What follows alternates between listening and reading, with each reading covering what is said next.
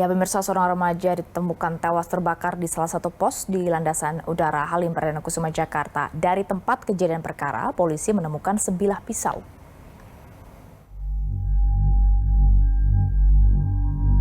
Jasad seorang remaja berusia 16 tahun ditemukan hangus terbakar di pos pion Lanut Halim Perdana Kusuma, Jakarta. Korban diketahui merupakan anak seorang perwira menengah TNI Angkatan Udara. Lokasi ditemukannya korban berada di ring 1, di mana hanya anggota saja yang memiliki akses masuk.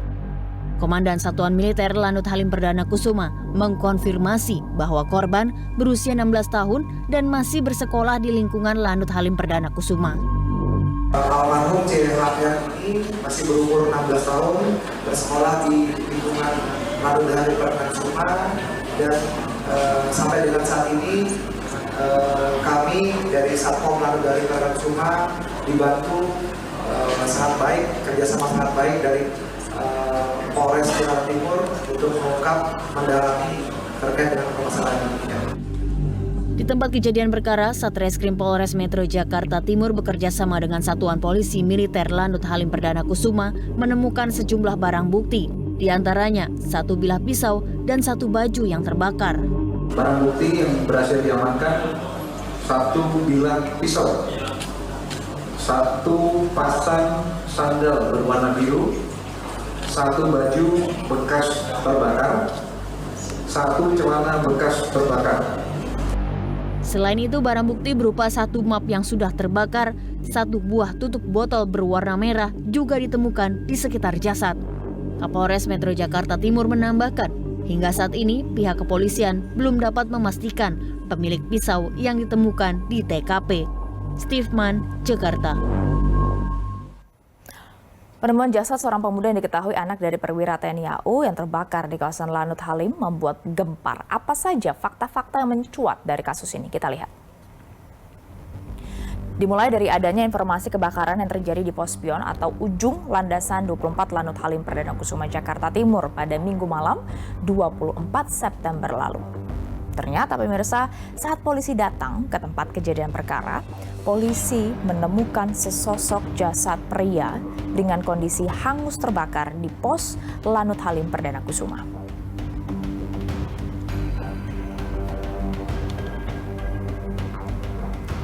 Kemudian polisi mengevakuasi jasad ke Rumah Sakit Polri Kramat Jati untuk divisum dan diautopsi. Dari hasil autopsi diketahui jasad adalah seorang laki-laki, anak dari anggota TNI AU, perwira menengah.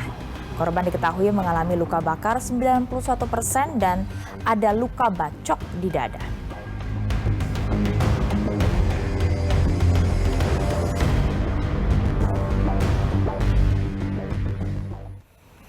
Kematian seorang remaja 16 tahun yang ditemukan tewas terbakar menimbulkan sejumlah pertanyaan. Selain korban ini adalah anak dari perwira menengah TNI AU, lokasi ditemukannya korban juga berada di pos landasan udara Halim Perdana Kusuma. Kita telah terhubung dengan psikolog forensik Mas Reza Indragiri. Kita bahas bersama Mas Reza. Selamat sore, Mas Reza. Selamat sore. Ya, Mas Reza, yang terbaru kan polisi menyatakan bahwa menemukan ada tulisan status di akun game Roblox, mengutip dari pernyataan Kapolres Jakarta Timur. Pernyataannya adalah, "Hi, if you see this, I'm probably already dead." Apakah dari kacamata keilmuan Anda, ini serta-merta Mas Reza bisa dianggap pesan kematian atau belum tentu? Dari 4 kemungkinan atau 4 penjelasan tentang mengapa manusia meninggal dunia, dari pemberitaan di media massa tampaknya 2 kemungkinan bisa dikesampingkan, tinggal tersisa 2. 2 yang menurut saya bisa dikesampingkan adalah kemungkinan almarhum ini meninggal akibat faktor alami dan kemungkinan almarhum meninggal akibat kecelakaan. 2 kemungkinan itu sekali lagi menurut saya bisa dikesampingkan. Sementara yang tersisa adalah 2, yaitu kemungkinan almarhum meninggal akibat bunuh diri atau kemungkinan almarhum meninggal akibat pembunuhan. Kita uraikan satu persatu. Kemungkinan bahwa almarhum meninggal akibat bunuh diri menjadi sebuah spekulasi yang masuk akal dikarenakan adanya pesan sedemikian rupa. Namun kalau kita ketahui bahwa ternyata di Roblox itu ada sekian banyak games yang memang bermuatan tentang bunuh diri, di mana para pemain kemudian bisa saling bertukar pesan, berkirim informasi tentang bunuh diri tanpa mereka sungguh-sungguh melakukan bunuh diri, Maka kita juga tidak bisa serta-merta menyimpulkan bahwa pesan tersebut memang merupakan pesan terakhir yang ditinggalkan oleh almarhum. Kendati tetap saja kemungkinan yang bersangkutan meninggal akibat bunuh diri tetap harus diinvestigasi oleh kepolisian. Tapi saya cenderung untuk mengatakan bahwa tidak serta-merta. Mengingat sekali lagi, memang pada dasarnya ada sekian banyak game yang para pesertanya atau para pemainnya berkirim pesan tentang bunuh diri. Itu kemungkinan yang pertama. Kemungkinan yang tersisa yang kedua adalah kemungkinan pembunuhan. Berdasarkan pemberitaan yang coba saya simak, bahwa almarhum ini kondisi tubuhnya juga terbakar hingga 91%. Teringat oleh saya bahwa dalam setiap aksi kejahatan paling sedikit ada 2 misi.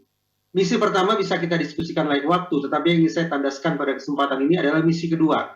Bahwa pelaku kejahatan ketika melancarkan misi kedua, tujuannya adalah bagaimana agar dia bisa lolos dari jerat hukum.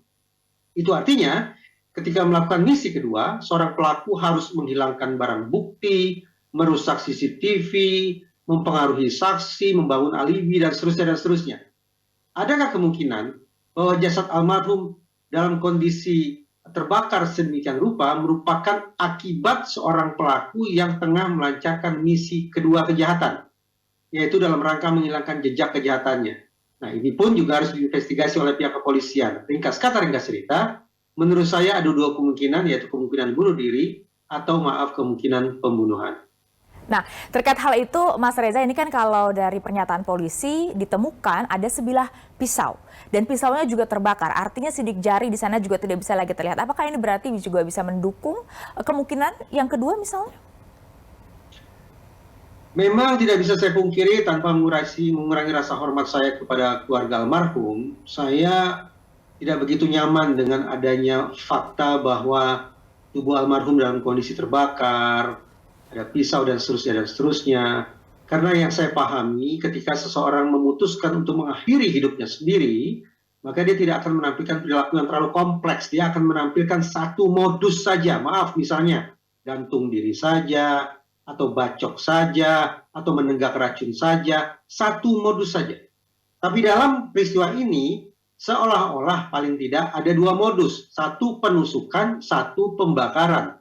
Perilaku yang menurut saya kompleks macam ini, sekali lagi, dengan pemahaman saya tidak membayangkan ini dilakukan oleh orang yang bunuh diri. Tapi tetap, apa yang saya kemukakan ini tetap merupakan sebuah spekulasi yang harus diinvestigasi oleh pihak kepolisian.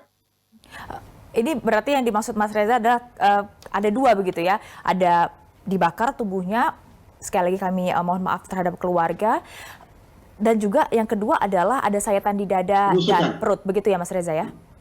Tusukan. Jadi ada 2 modus pada peristiwa ini. Bagaimana seorang pelaku menyerang korbannya atau menyerang target dengan cara tusuk, dan kemungkinan juga menyerang dengan cara bakar.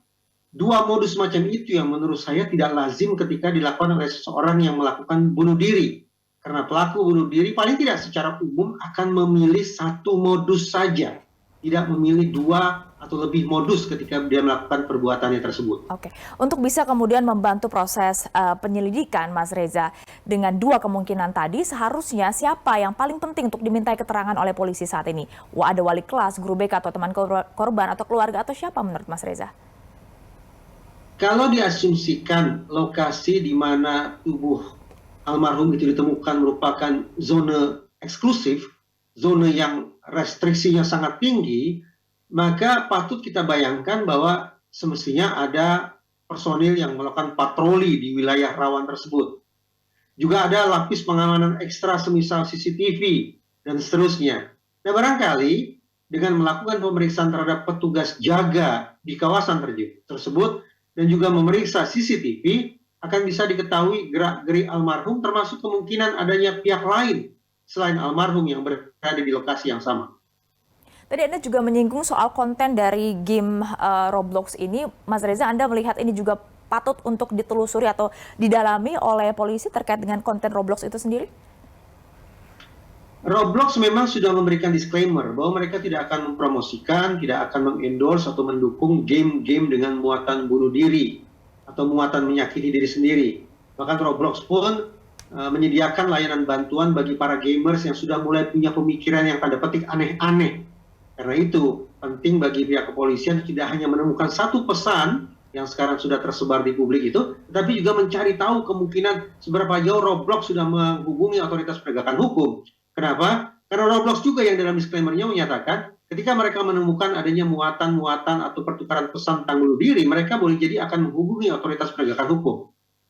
Adakah komunikasi semacam itu dilakukan oleh Roblox? Dan adakah kemungkinan bahwa almarhum juga memanfaatkan layanan bantuan yang disediakan oleh Roblox? Dengan mencari tahu terkait hal-hal tersebut, mudah-mudahan akan didapatkan petunjuk lebih lanjut apakah ini memang, diakibatkan oleh bunuh diri atau diakibatkan oleh kemungkinan yang lain. Kita tunggu nanti penyelidikan dari polisi. Terima kasih banyak Mas Reza Indragiri, psikolog forensik sudah bergabung bersama Berita Satu Utama. Salam sehat Mas.